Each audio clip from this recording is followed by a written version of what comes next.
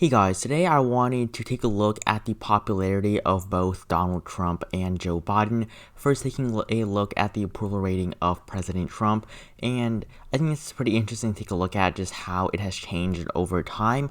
And for President Trump, his current approval rating is 43.5%, and his disapproval rating is 52.7%.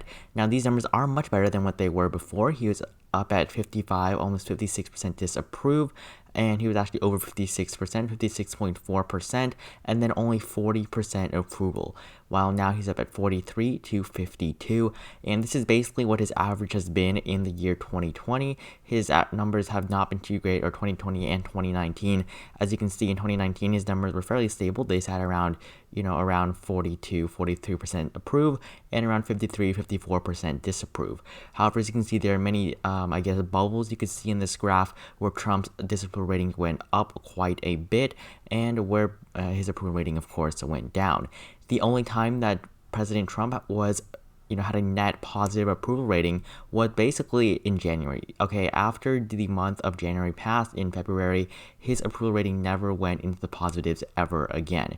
As you can see, on the fourth day of his presidency, he was at 45% approval to 41.3% disapprove. So for a president, that's not good. You're already starting off at 45% approve and only 45% approve and 41.3% disapprove, but he fell all the way down to under 38%, under 37% after his first year. However, his numbers have gotten better. His approval rating has been better than what it was in his first year in office. I will give him that. I think that if he ran for re-election at this point, he was definitely going to lose.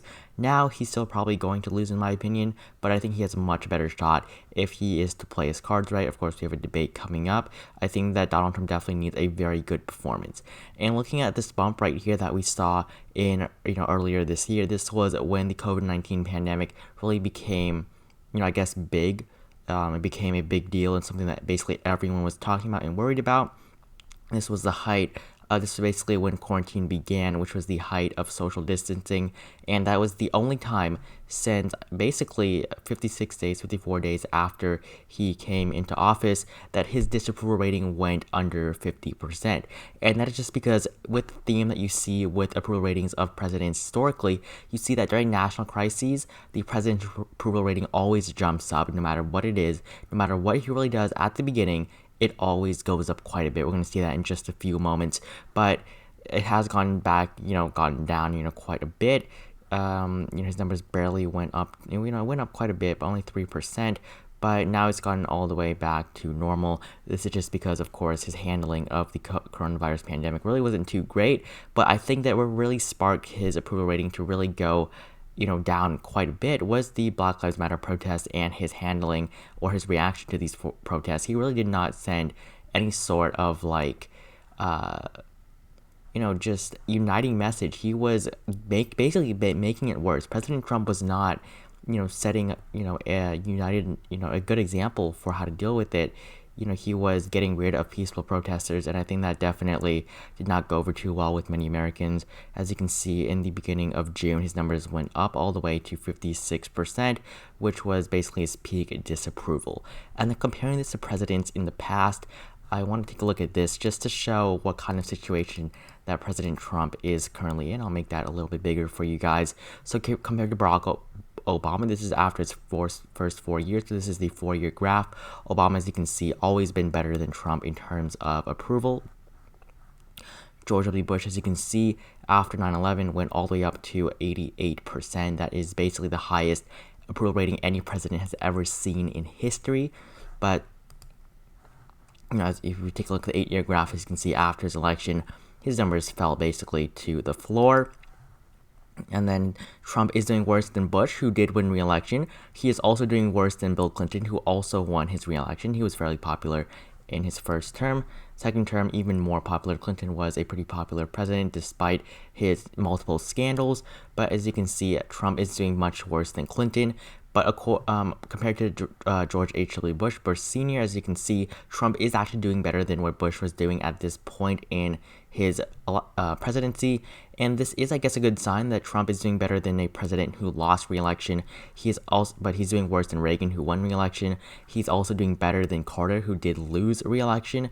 And the numbers down here, I really would not trust too much. So looking at these numbers, we can see that President Trump is doing worse than every president out of the last 6 presidents at least. This is when polling data really became more accurate, but compared to the last 6 presidents, Donald Trump is doing worse than the 4 that did win re-election: Barack Obama, George W. Bush, Bill Clinton, and Ronald Reagan. However, he is doing better than George H.W. Bush and Jimmy Carter, the 2 presidents that did not win re-election. So President Trump is basically between the his approval rating is basically between the ones who had an unsuccessful re-election campaign and those who did not. And all 6 of these presidents did run for re-election.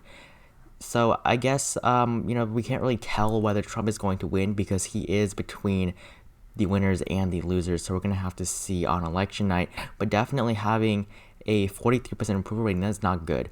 When you have most of the country disapproving of you and the job that you've been doing, basically that you had for 4 years, I think that is definitely a bad sign. Because if you take a look at the other presidential approval ratings, they have gone up and down quite a bit. So voters at one point did like all of these presidents. But for President Trump, there's never been a time where a majority of Americans approved of the job that President Trump has been doing, ever. Even Jimmy Carter, who was down all the way down at 33%, 28, he was in the 20s at one point. But at the beginning of his presidency, he was up at 70%. But for President Trump, never. He's never gotten over 45%, I believe. So the numbers have improved for Trump in the last couple of weeks, but still his approval rating has not been fluid enough, in my opinion. I think it would be better if there was more up and down, but President Trump has basically just been unpopular for his entire his entire presidency and his election cycle. Honestly, this is one of the worst times for President Trump to have re-election, in the height of the COVID-19 pandemic, as well as the racial injustice that has been in the protests that have been occurring. So I don't think that this is, particularly a good moment for Trump to be having his re-election. And something else that I wanted to note down here is that whenever there is a war that the people do approve of, the president does tend to win re-election. If we take a look at George W. Bush, he was not the most popular. He was not also he wasn't too unpopular either. But at this point in time, people did support the war in Iraq and Afghanistan after the 9/11 attacks. This was, the way that America was going to fight back, and most people did support that. So at this point in time, Bush did win his re-election, although he was not too popular. And then if we take a look back, if we were to take a look back in the 1940s, 1930s, of course, FDR during World War II was able to win 4 terms, and I think that us being in a war really did have quite a bit to do with that. I still think he would have won, but he was not going to win by that large of a margin that we saw in all 4 of his elections. But one thing that is not good, this is, I think, the worst part for President Trump, is that when the economy is bad, the party or the president that is currently in power does not win. And we can see that, just looking at, history and previous elections. If we take a look at, there's no polling data or approval data all the way back then, but if we take a look at the Great Depression, FDR was able to unseat Herbert Hoover, very unpopular after the Great Depression, where he really did not do anything after the stock market crash of 1929.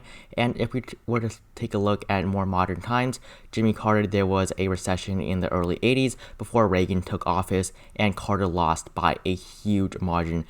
This was probably the second or third largest landslide in favor of any candidate for, in this case, for Ronald Reagan, but one of the worst losses in American history when Jimmy Carter ran for re-election in 1980.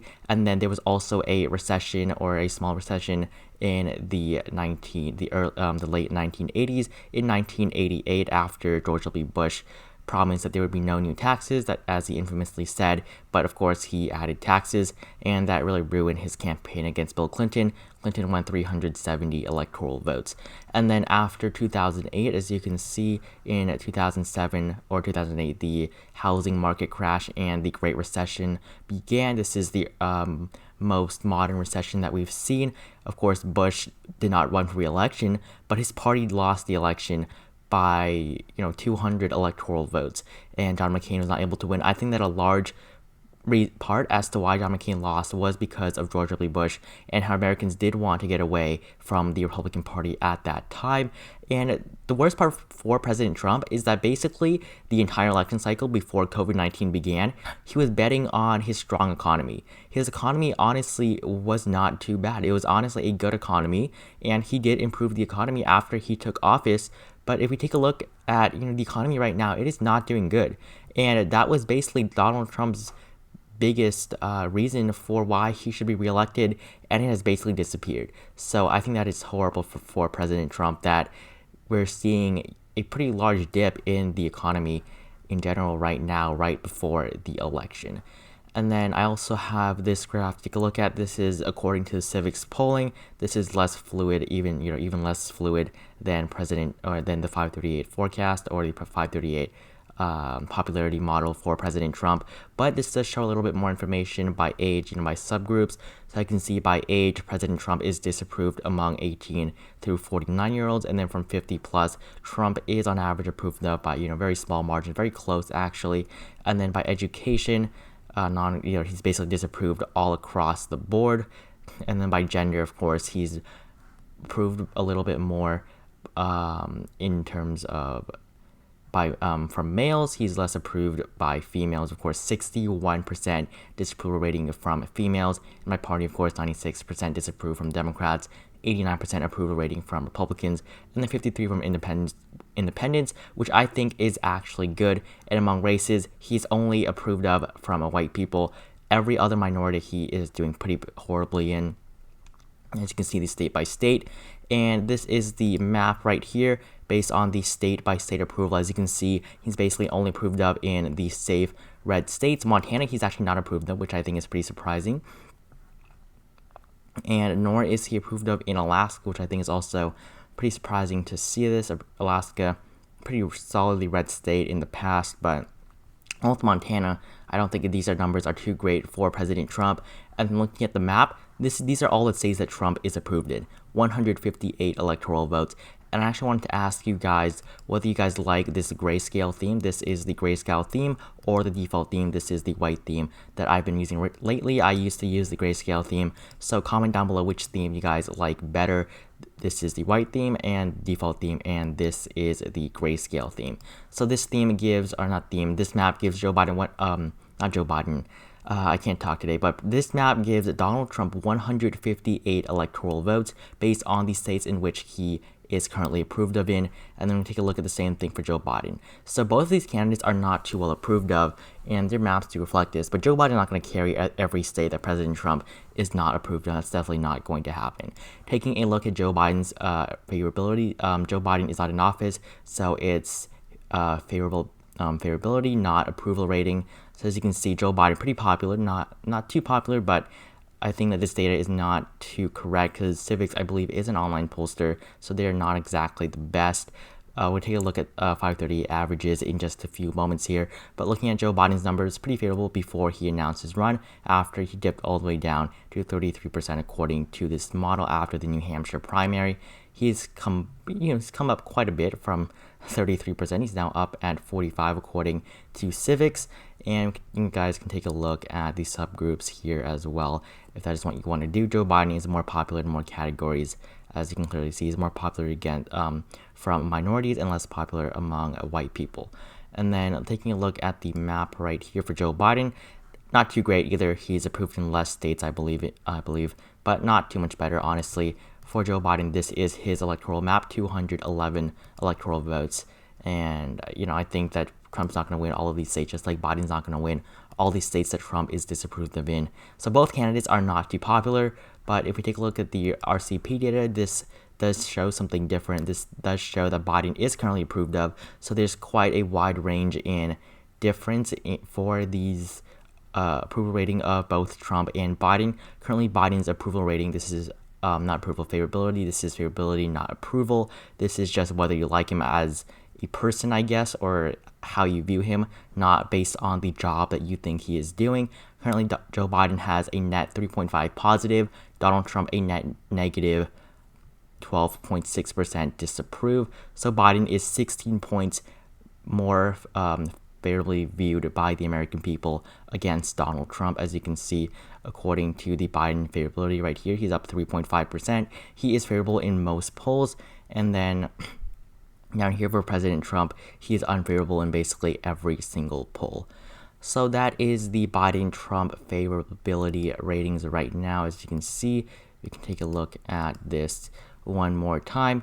So that is it for this video. I think that Donald Trump really has to pander and just show a more united message if he wants to win re-election, as he really just has been more and more divisive, especially with the Supreme Court nominations going to come in just a couple of days, I believe. And of course, we also have a debate in a couple of days, which I think is going to be pretty exciting to watch. You know, two debaters who really aren't known for being great on the debate stage. I think that's going to be very interesting to take a look at. So if you enjoyed this video, please consider leaving a like down below, as well as subscribing to my channel. I really appreciate that. I really appreciate all of the support you guys have been giving me.